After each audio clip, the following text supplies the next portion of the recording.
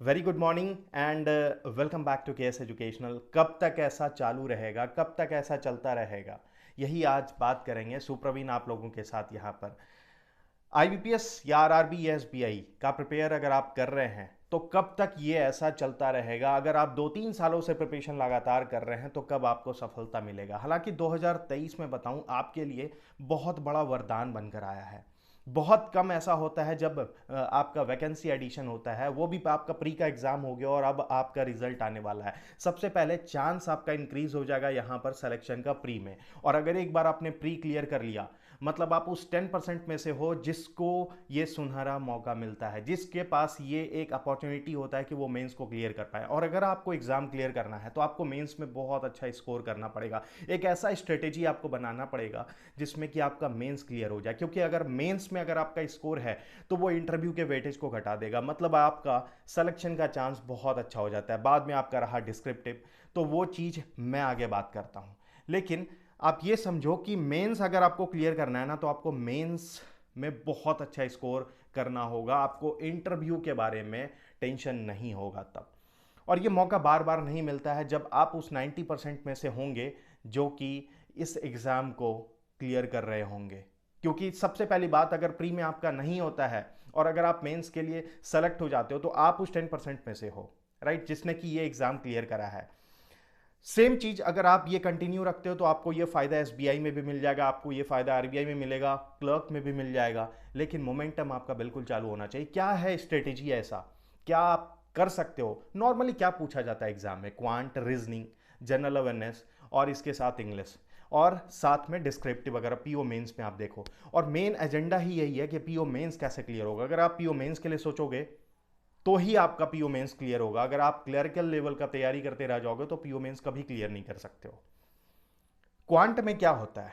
Quant आपके लिए एक ऐसा पोर्शन है जहां पर कि डीआई लगभग आपका पोर्शन लगभग 40% का वेटेज दे देता है, अरिथमेटिक पोर्शन आपका 40% का वेटेज दे देता है और आपका जो रेस्ट मिसलेनियस है वो आपका बाकी रहा। डीआई में क्या पूछा जाता है? जो अरिथमेटिक पोर्शन है वही चीज आपका डीआई में पूछा जाता है।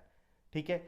जनरल अवेयरनेस आप देखो, जनरल अवेयरनेस में कैसे स्ट्रेटेजी बनाओगे? जनरल अवेयरनेस आपको कम से कम ये समझो कि 1 साल का बहुत अच्छे से प्रिपेयर करना होगा, साथ में स्टैटिक। और अब वो टाइम रहा जहां पर कि आपको साथ में बैंकिंग बहुत अच्छे से प्रिपेयर करना होगा। क्योंकि अगर आपने बैंकिंग करंट अफेयर्स नहीं देखा तो फिर आपका लगभग ये समझो कि 20% का करंट अफेयर्स नहीं बन पाएगा। आज वो टाइम है।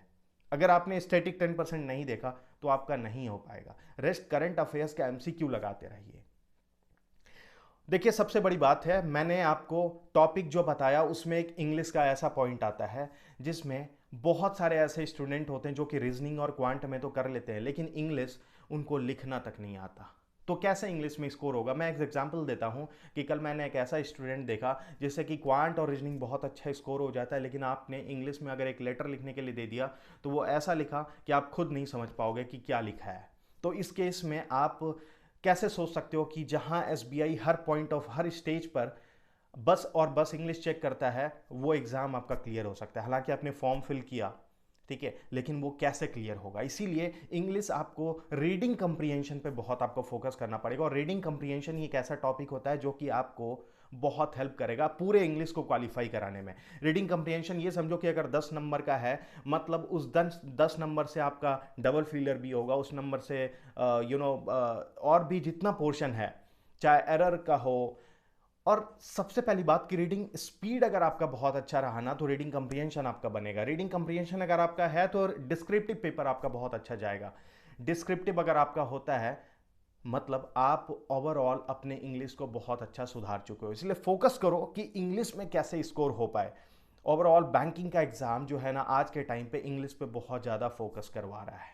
अगर आप आरआरबी को बस लेफ्ट आउट करते हो तो अदरवाइज बैंकिंग के एग्जाम में इंग्लिश का बहुत इंपॉर्टेंस है और बहुत कम टाइम में वो एक ऐसा टॉपिक होता है जहां पर कि काफ़ी अच्छा स्कोर कर सकते हो।